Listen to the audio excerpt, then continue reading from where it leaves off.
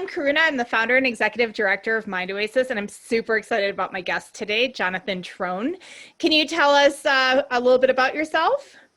About myself, wow, that's a whole lifetime journey. But today, who am I? I am the good spirit who radiates love. Awesome. That is my life purpose, and it's who I am to the core. A good spirit who radiates love. I am the good Awesome. spirit. It's the The good spirit because it's who I am. I know one of the things we're going to talk about is the self-love revolution. And it's one of the things that I work with people on since they worked with me on it. To be clear, I didn't make all this up. But it's how we show up in life and how we make decisions. We all get so overwhelmed with everything. I never really have to make a decision of whether I should do something or not. I just simply say, if someone throws an option out at me, I say, I am the good spirit who radiates love. I see if whatever someone threw at me resonates with the good spirit, and then I get to say yes or no, even though a part of me wants to be nice and say yes and whatever it is, you just go, no. So that's, I have a long story of who I am, but at this moment, that's who I am. And you say it like a sankalpa in the action. It's a statement of being. It's a statement of being with something that being does, right? So it is who I am, and it's to be clear, it's kind of a picture of my future self. We one of the things we do is we picture, who we are becoming, and there's a whole journey to get there. But we picture who we're becoming. So am I the good spirit at every moment? No. I do the best I can, and it's a guidepost for me to move forward to this person in life, in relationships, in career, and family, in any path, in health, in any path there is, it's a guidepost. I love it. It's actually, that's how my name works. So I wasn't born Karuna. I was born Kelly Marie Voss. And then I was given a set of vows, and part of my vow name is Karuna. And many people take those vows and never use their name nominally with other people.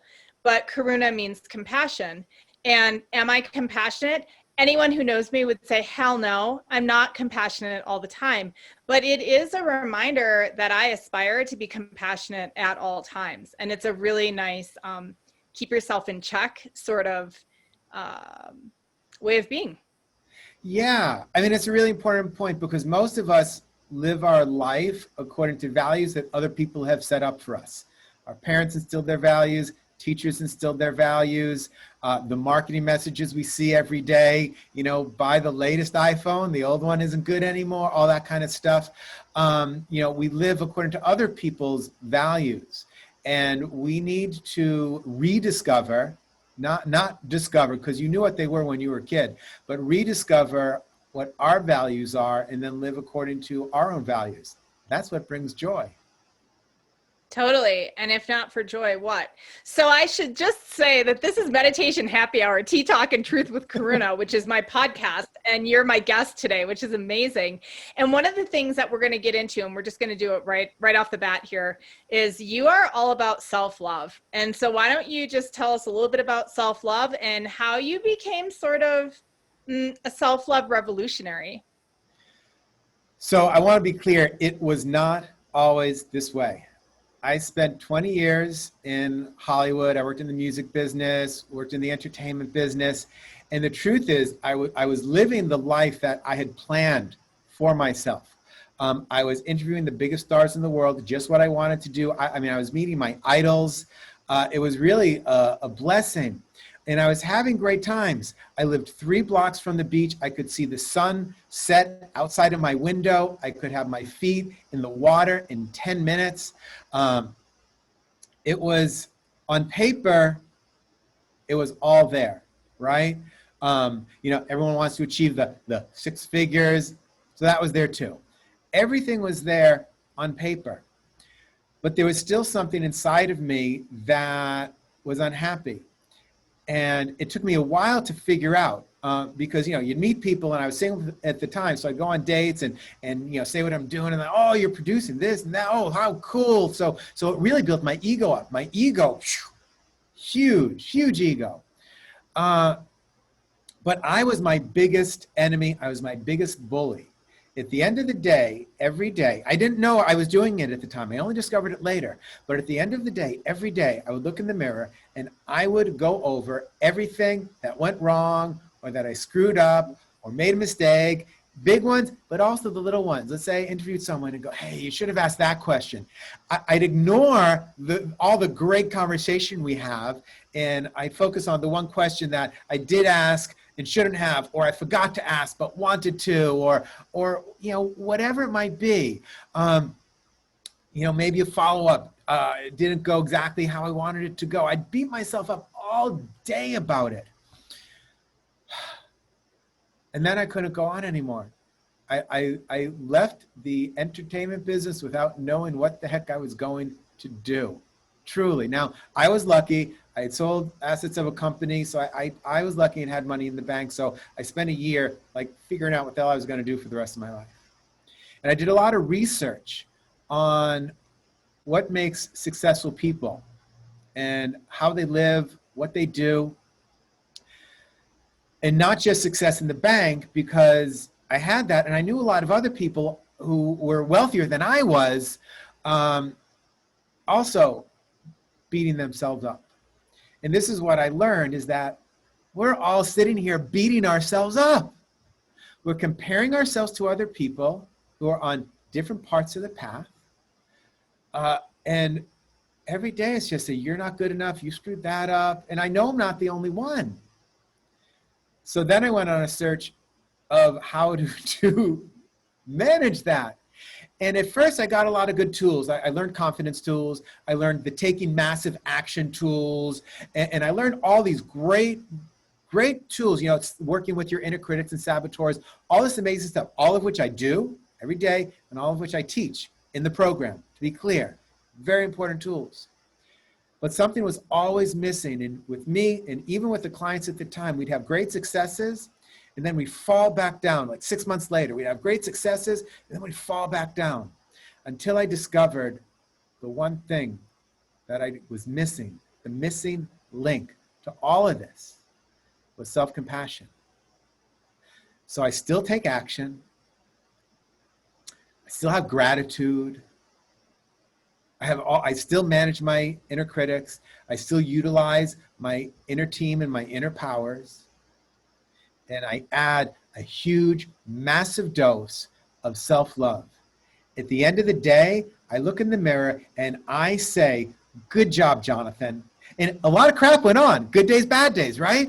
And every day is a mixture of good things and bad things. That's just every day. There's a lot of good stuff that happens, a lot of bad stuff that happens. Or maybe not bad stuff, but things that did not go according to your plan.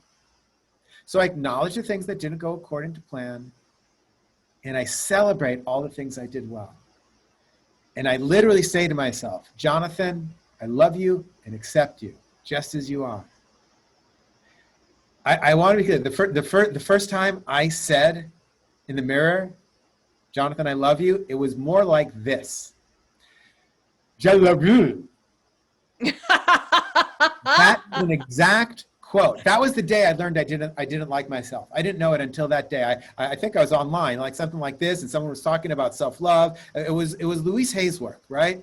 And look in the mirror and tell yourself you love yourself. So okay, I've been practicing yoga for a decade plus, and I'm gonna go to the mirror, and John, I couldn't look at myself in the eyes, and I couldn't say the words. And that's when I discovered I had a problem. And that's when I started practicing. And then what I found was, so there were all this disparate elements. So I found taking action here, and I found inner critics here, and I found gratitude here. And eventually, was the last thing I added, but the most important, I found forgiveness over here. And I have a daily forgiveness practice. Every day, like brushing my teeth. Every single day, I forgive myself and everybody else in the world. And I can give you the whole way I do it if you want. But every single day, I forgive. It's like brushing my teeth. And so I had all these different pieces, and they were all necessary, but no one gave the whole package. The Massive Action folks didn't talk about self-love and self-kindness. The self-love folks, and God bless it because I'd be a mess without it, didn't talk about how to take inspired action, and didn't talk about money mindset and relationships with money and things like that. So I said, this is crazy. And I decided, I started doing all the practices. First, I organized them for myself. I said, you got to figure all this out in one thing. I organized it for myself. Then I go, okay. Holy shit. Am I allowed to say that here? Holy. You bet. Holy. And I put it all together, and I called it the Self-Love Revolution. And I taught it to people here in the place I'm sitting in now. I'm in our yoga studio. It's in Austin, Texas. And I taught it here. And I'm picturing the people who were at that first one. Just such massive transformation. Beautiful transformation. And people still tell me about it. And I've taught it since then. And yeah, now I'm just going on and on. It's incredible to experience the transformation. I'll be clear, it takes practice. You don't do it once and you're done. Just like you don't brush your teeth once and you're done. You stop brushing your teeth will rot. You stop the practice, you go back to the stories. But it is immensely powerful. And I'm so excited to share this with you. Yeah, and it's so timely. I'll tell you, we have it's called an intensive. It could also be called a teacher training, but I chose to call it an intensive on Mind Oasis. And I have 23 really brave souls who signed up and are a part of it. And it's interesting, each week there's at least a handful who send me a text and say that they've had a hard day, or that they aren't feeling that great, or some other reason that they can't attend. I have no problem with that. Life happens. Well, what's interesting to me is I never let anyone off the hook the first time. So I'll say to them, you're welcome to just phone in. You don't have to be on camera. You don't have to participate. If you just want to be able to kind of squeeze the juice out of the lemon this week. The ones who are brave enough to do it, or, have the spaciousness to do it, so frequently do participate, kind of confess to a story around whatever they had going on in their life, and almost like an inability to face themselves because they were beating themselves up. And beating yourself up is crippling. And so frequently what I get is a little text afterwards that says, I'm so happy I came. I feel so much better. And the words I heard were just what I needed. And what I'm hearing from you is that that's kind of an external circumstance, an external validation of something that they already had within them. But what I'm hearing from you about the self-love revolution is that you're giving folks the daily tools that they need in order to find that for themselves. Yeah, I mean, you said something really important, that beating yourself up is crippling. And in general, and I'm not talking about, the individual instances where someone is attacked and there are violent things going on, and those, they happen way too often, they're horrific. And in general, we are our biggest bullies. We beat ourselves up and we literally cripple ourselves into not showing up, right? You have this event. I'm not going to show up because I'm here, and I'm going to just sit here and I'll continue to beat myself up. And what the self-love revolution is, and what the practice of self-love is, in its simplest form, is you stop fighting with yourself. You begin the practice, right? What's mindfulness? Mindfulness is simply the practice of accepting the present moment as it is. So you begin to accept this present moment, including your pain. Don't fight your anger. Don't say, anger, go away. Say, anger, I see you. I hear you. And I will be here for you as long as you need me to be here. Now, those are from the mindfulness teachings. I didn't make that up. That's from Thich Nhat Hanh. But we have to begin to treat ourselves in this fashion. We're taught, don't cry, don't be angry, all this stuff. No, I've never met a person that hasn't cried. I've never met a person that hasn't gotten angry. So how can we allow ourselves to experience the gamut of emotions without beating themselves up? And over time, actually becoming your friend. Can you actually become your best friend, the one that holds you and supports you? Now, yes, at the beginning, look, we need community. We go to others for that. Can you be your own best friend? And when you are, it allows you to be a greater friend for other people. The judgments begin to, I won't say disappear, but fall away, become less powerful. When you're kind to yourself, you're less judging of others. Like all this animosity going on in the world today, oh my God. It's from people who honestly don't like themselves. Now I get, they'll say on camera, they'll say, oh yeah, I love myself, but there's nobody that angry has, and I'm not talking one side, in case you think I'm talking about one side, to be clear, I am not. Nobody who really practices kindness and compassion for themselves speaks with such vitriol and anger because you can't, because you see the other human beings, even those that you may, a part of you, still hate and detest. You see humanity in them. We're all human. So this is a practice of accepting yourself first, stop fighting with yourself, and eventually loving yourself. So it's interesting. I'm with you, but I am a bold, courageous person. That is a part of who I am. I couldn't possibly have started Mind Oasis or survived the last 3 years without being both bold and courageous, and perhaps even a little foolhardy. But there are people who would not identify as courageous. And to me, in order to sort of start to look within at even the fact that we're unkind to ourselves takes a degree of courage. Would you agree with that? Absolutely. And here's the thing. Courage is a practice.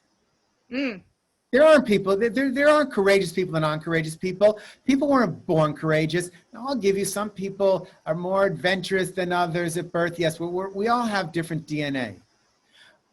Courage is not lack of fear. It's not the definition. People running into burning buildings, they are not fearless. They have fear, and they take action anyway. I am afraid every day of my life. I can't say that back in the old days because I avoided fear because they taught me fear was bad. Be fearless. No. Fear is a guidepost for something amazing. Fear is an opportunity to practice courage. Anything you practice, you get better at. Courage is a practice. The more you practice, the better you get. And in terms of that fear of going inward, holding you back, one of the modules of the program is turn fear into a friend. I'm going to change it one day, but I have to redo some stuff. It's really change fear into a superpower, because fear is a superpower. When you can harness the power of fear from what it was doing, holding you back, to encourage you, your whole life changes. Because think of it. Every amazing thing that you've done was on the other side of fear. Oh, yeah. If you look back at your life, all those, when you went really, when you look back, wasn't the fear right there? And he said, I don't know, should I do? And he said, okay, I'm going to do it. Maybe it's baby steps, maybe it was a big step. But then you got to the other side and you said, every great thing you seek to do is on the other side of fear. And the only way to get there is to practice courage. Amazing. All right. So I think I've seen a video of you either TED Talking or South by Southwesting. Is this true? It was South by Southwest, yes.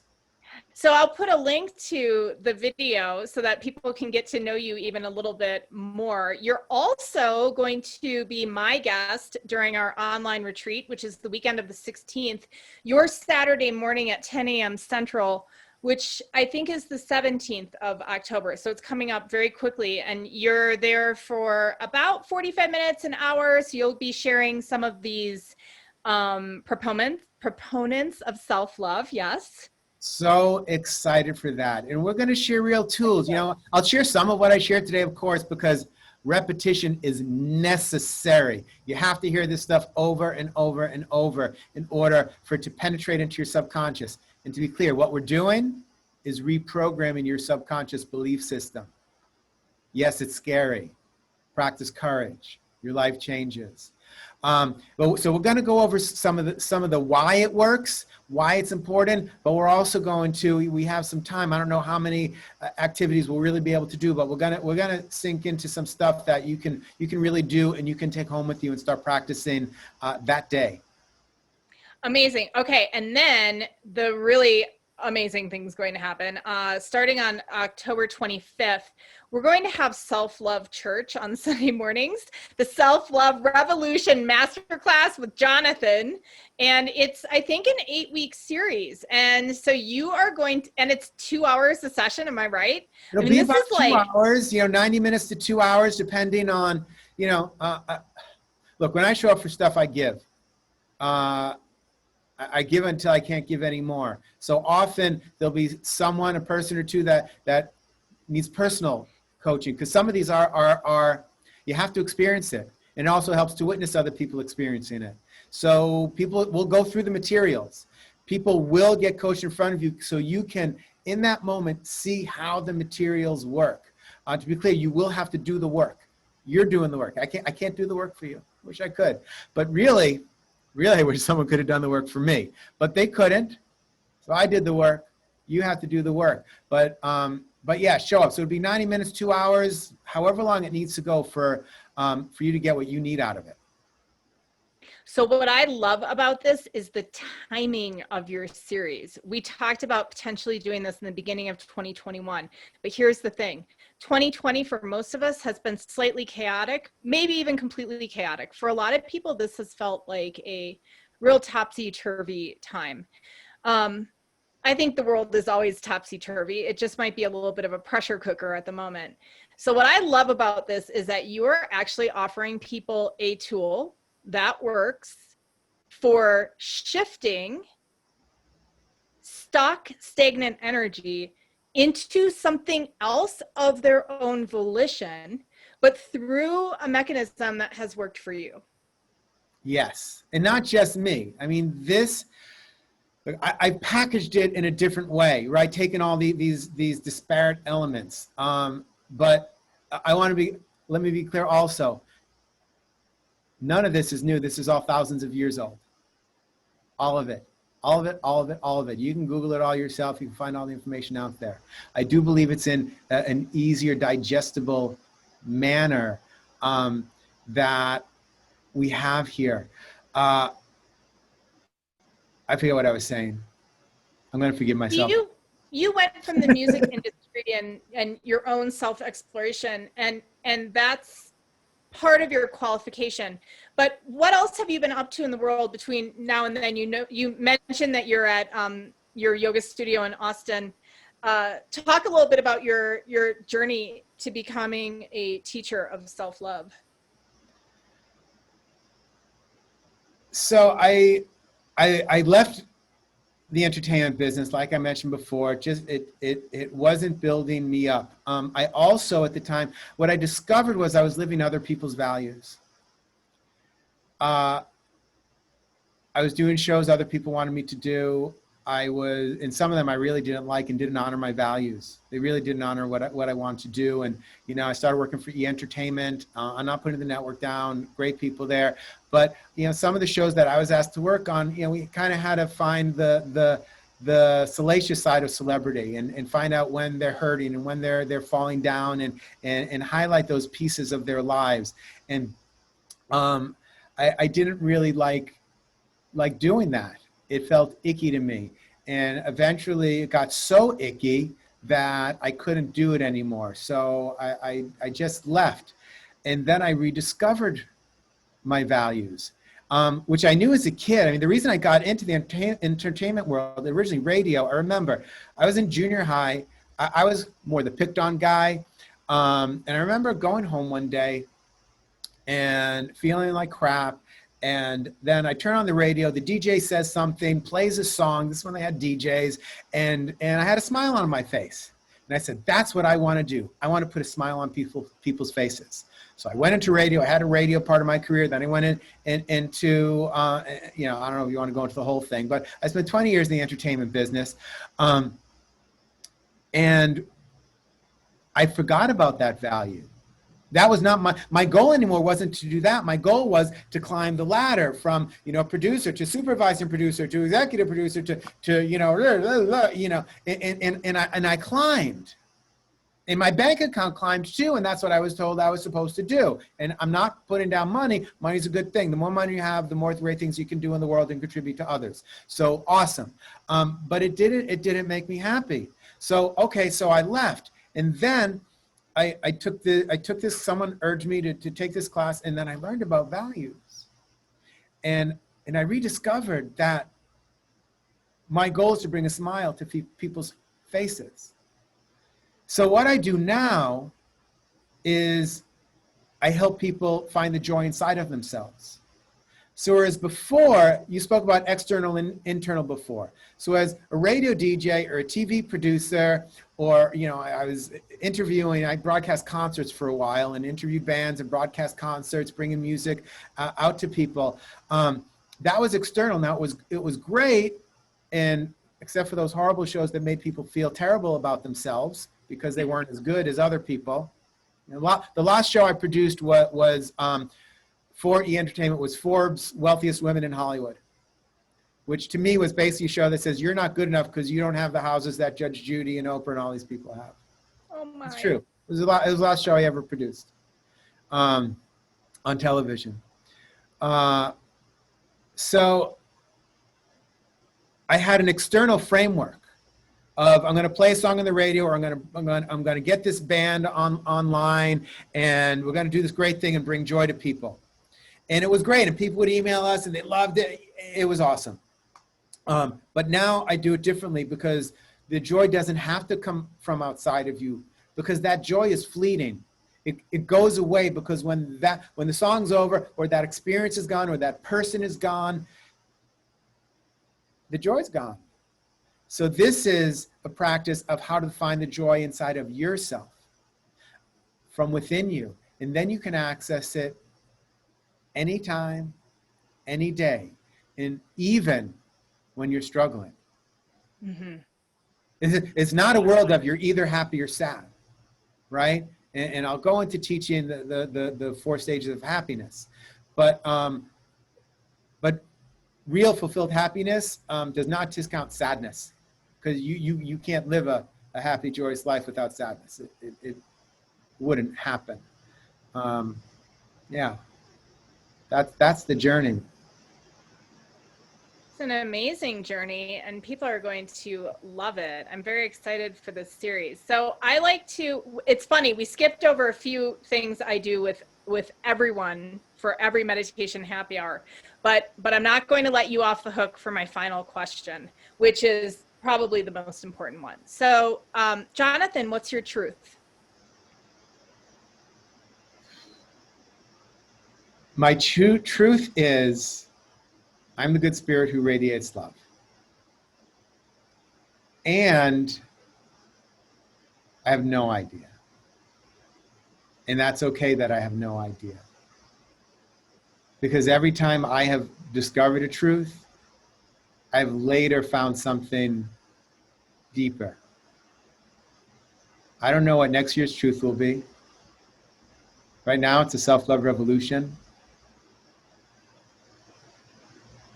There is no truth except love. We talk a lot about love at Mind Oasis. I posit that we are love, and that we're never anything other than love, even when it looks sideways. Yeah. And we're born to share that with other people. And that's why we're here together. And there are outside forces that don't want you to do that, because it makes them a lot of money. And I wish them well, but it takes away not just your power, but it takes away your love. And you're here, the reason you are here on this planet right now is to love yourself and to love others. If that weren't the case, you'd have your own planet. 7 billion people on this planet, give or take. Many more billions of planets out there in the various universes. We'd all have our own planet. But we were all put here together so that we could love ourselves and love each other. Yeah, I love it. We're working it out on this here planet Earth. Yeah. It's a journey. So, it is a journey. So Self-Love Revolution Masterclass, it starts on the 25th of October with Jonathan Troen. We will put a link up to your South by Southwest talk. We'll put a link up to register for the masterclass. And you can find out more at mindoasis.org. Jonathan, thank you. Thank you so much. What a joyous conversation. I won't lie, I am curious about what those other questions were that I missed, but I really loved it. Yeah, so I always ask people, how the heck did you start your day? I like to know what the day has looked like so far. Oh, how did I start my day? I peed. And then in the bathroom is a mirror. And I told you about my first experience trying to look in the mirror and telling myself I love John, right? I told you I couldn't say it. But now I've practiced it so much that it's a habit. I walk by any mirror anywhere and I look in the mirror, I say, "Good job, Jonathan. I love you." I do it I do it in the airport if I look in the mirror. Every mirror I walk by, I send myself love and kindness. It's amazing. I love it. Every bird I hear, I try to remember to send out compassion. Yeah. So when I hear the song of the bird, I try to remember that it's a song of compassion. That's beautiful. Because I could hear birds first thing this morning. Oh, I'm going to use that. That's beautiful. Oh, what a great new practice. And I forget. I remember and then I forget. It isn't ingrained as much as you looking in the mirror, but it's something that since I was in Hawaii in August that I've been trying to practice. I love that. That and when the wind blows and I can remember the feeling of the air on my skin, that everything changes. That everything is workable because everything changes. Yeah. Beautiful. Oh, I got my chills there. Nice. Yeah, it helps, right? It's helpful to have these little sensory reminders. Okay, so the other thing I usually do is I'll say, it's tea, talk, and truth with Karuna. We got through the talk. We now got through the truth. So the question is, do you have any tea? And I'm drinking water today. Aha! Water as well? It's water. Mm-hmm. And it's delicious. Mm-hmm. Water is the source of life. That's right. We need it. We need it. Awesome. Jonathan, thank you again. Have a great rest of your day. Thank you so much. We'll see everybody next time.